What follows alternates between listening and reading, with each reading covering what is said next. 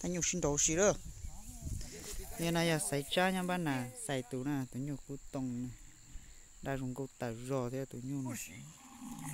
Cho là tròn đông đôi gì, xài va. Vì nó tủ nào, ô khiếu rồi tụi nó tao luôn nhau xe đâu. Xài xe, nó đâu luôn chả ơi. Như tụi nó mà khiếu rồi. Được lúc mày chỉ nói thế nào đó.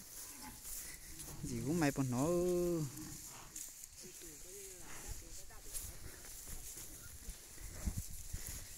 tròn trâu kia ta xin nó là xếp bọn trâu là mình nhớ nhiều hậu rồi tròn độ xì xí chẳng chả chỉ bỏ thế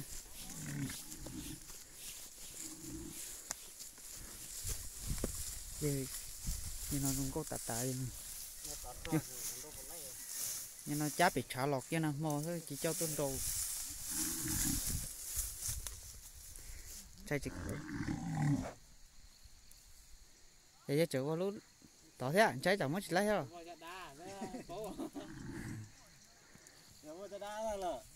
ôi cha đá chẳng mất lấy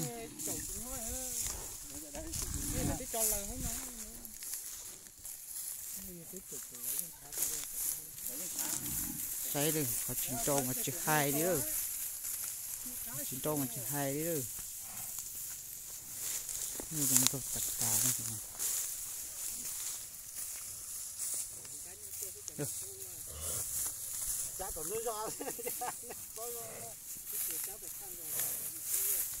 nhưng có thì bao hả từ nay sẽ chá từ nay để chá nha giờ là xài thì toàn đồ xì hổ giò đi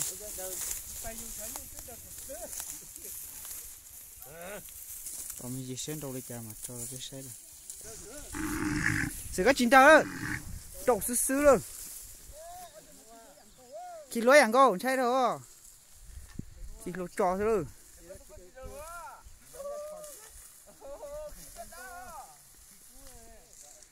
trộn xứ đó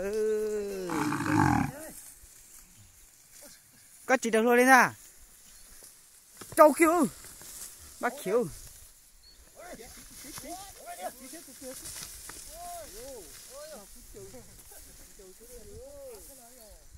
mà cú chờ chùa thế à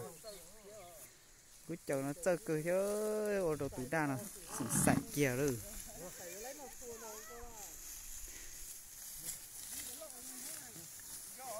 tủ đa nào cũng tông chai kia đi nào cú chờ hết đô rồi